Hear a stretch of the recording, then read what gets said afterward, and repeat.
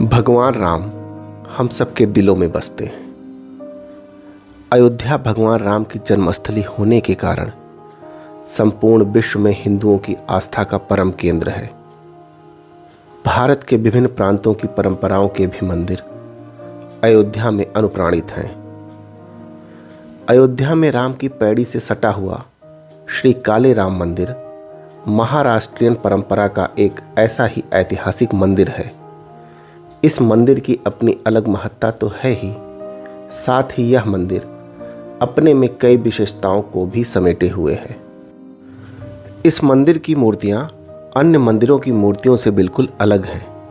खासियत है, एक ही शिला पर पूरा राम दरबार उकेरा हुआ है। इस विग्रह को देखकर लगता है शिलापट पर भगवान राम के राज्याभिषेक का दृश्य दर्शाया गया है। काले शिलापट पर उकेरी गई भगवान राम की आकृति के कारण यहाँ पर विराजमान भगवान को श्री काले राम के नाम से जाना जाता है। ये मूर्तियों की विशेषता है राम पंचायतन। मध्य भाग में राम जी हैं, वामांकरुण बाएं तरफ सीता जी हैं, दक्षिणे लक्ष्मणों इससे दक्षिण की तरफ लक्ष्मण जी हैं, एक तरफ भरतलाल जी, एक तरफ शत्रुघ्न जी हैं। ये पांचों मूर्तियाँ एक ही शिलाखंड में हैं, अलग अलग नहीं हैं। और उसमें भी भगवान के चरण के नीचे हनुमान जी महाराज हैं और श्री यंत्र हैं। और जो भगवान के ऊपर छत्र का दंड है उसका दंडा जो है लक्ष्मण जी के हाथ में है। और वामांकरुण सीता जी भगवान के बाएं पैर पर बैठी हुई हैं। वामांकरुण सीता ऐसा राम रक्षा में ध्यान है, ऐसी बैठी हुई हैं। भरतलाल जी के हाथ में पंखा है और शत्रुघ्न जी के हाथ में चंवर है, ऐसा ये ध्यान है। और भगवान का मुख उत्तर के तरफ है। मंदिर के पुजारी बताते हैं ये मूर्तियां राम जन्मभूमि में स्थापित हुआ करती थी। ऐतिहासिक तथ्यों के अनुसार जब बाबर के सेनापति मीर बांकी ने श्री राम जन्मभूमि पर आक्रमण किया, तब वहां के पुजारियों ने भगवान की मूर्ति को मुगलों से बचाने के लिए सरयू नदी में प्रवाहित कर दिया।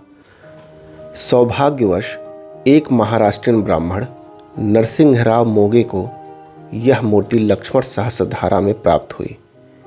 कहा जाता है भगवान के आदेशानुसार उन्होंने ही भगवान काले राम की मूर्ति को इस मंदिर में स्थापित किया।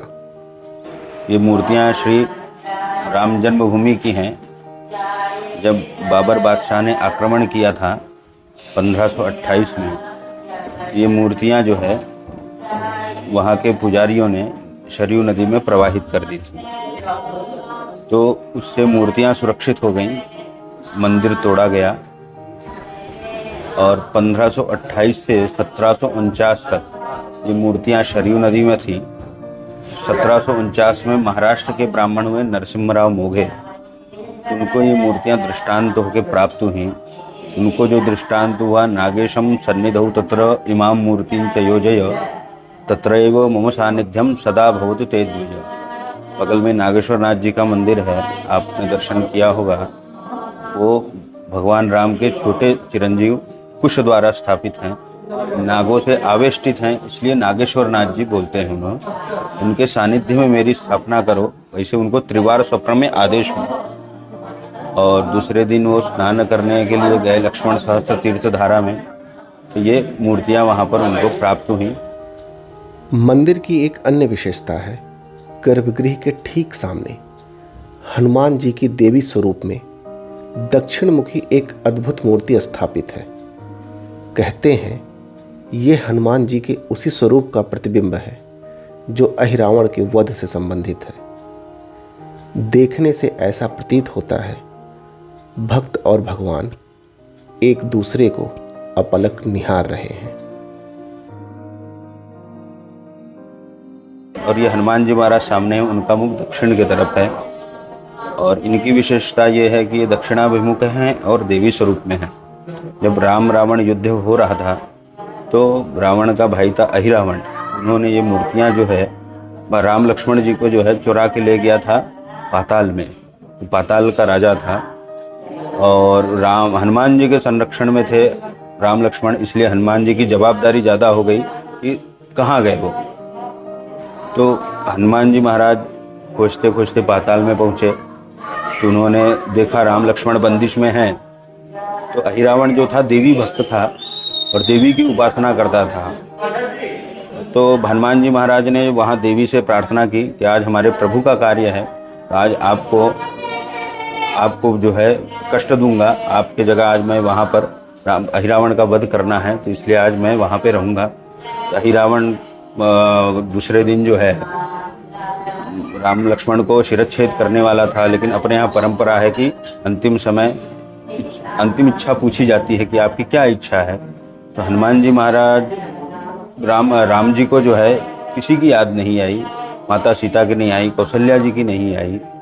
उन्होंने हनुमान जी महाराज का स्मरण किया। हनुमान जी महाराज को उसी समय रोमांच हुआ कि इस समय कष्ट के समय भगवान हमारा हमको पुकार रहे हैं, किसी को नहीं पूछ रहे हैं। उसी स्वरूप में उन्होंने जो है तत्काल देवी स्वरूप में ही थे, उन्होंने बाएं पैर के नीचे जो है अहिरावण का दबा के मारा है, इसलिए इनके पैर के नीचे अहिरावण है और इनके हाथ में गदा की जगह कटा है, इसलिए देवी स्वरूप में है।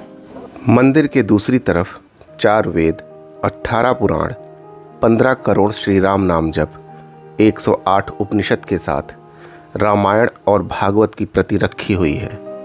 समर्थ गुरु रामदास ने भी भगवान राम के नाम को सर्वोपरि बताते हुए कहा, जो व्यक्ति कलयुग में 13 करोड़ राम का नाम जप लेगा उसे मोक्ष की प्राप्ति अवश्य होगी। कि अंदर में 15 करोड़ श्री राम जय जय राम है, उसके साथ 4 वेद हैं, 18 पुराण हैं, 108 उपनिषद हैं, रामायण भागवत हिंदू धर्म के सभी ग्रंथ हैं वहाँ पे 15 करोड़ श्री राम जय राम मतलब ये 13 अक्षर का मंत्र है। अब समर्थ गुरु रामदास हुए शिवाजी के गुरु, तो उन्होंने समर्थ रामदास जी ने ये कहा था कि आज भी इस कलयुग में अगर श्री राम जय राम मंत्र का कोई जप करेगा 13 करोड़ संख्या में, तो आज भी उनको भगवान के दर्शन होंगे। तो हमारे 7वें व्यवस्थापक थे नथुराम भट्ट मढ़ी करके, उन्होंने लोगों से संकलन करके सबको डायरी पेन सबको दे के 2.5 साल में ये संकलन किया और वहाँ पे स्थापित किया। तो आज 70 वर्ष से लगभग यहाँ पर वो स्थापित है। श्रद्धालु इन महाग्रंथों की प्रदक्षिणा इस इच्छा से करते हैं कि उन्हें भी भगवान की कृपा दृष्टि प्राप्त हो सके।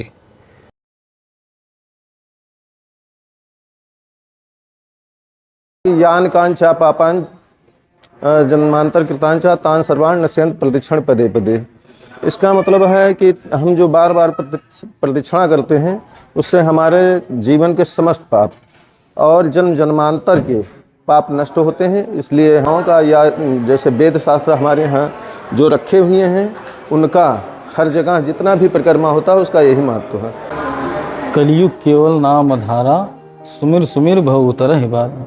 इस कलयुग में प्रभु भगवान का जो प्राणी सच्चे मन से स्मरण करते हैं या प्रभु की परिक्रमाएं करते हैं, उन प्राणियों के समस्त भय दुख दूर होते। इस मंदिर में कीर्तन की एक महाराष्ट्रीयन परंपरा, जिसे नारदीय परंपरा कहा जाता है, उसका विशेष महत्व है।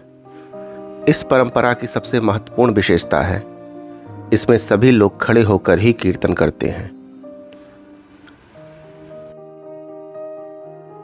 महाराष्ट्र में नारदी कीर्तन की परंपरा है।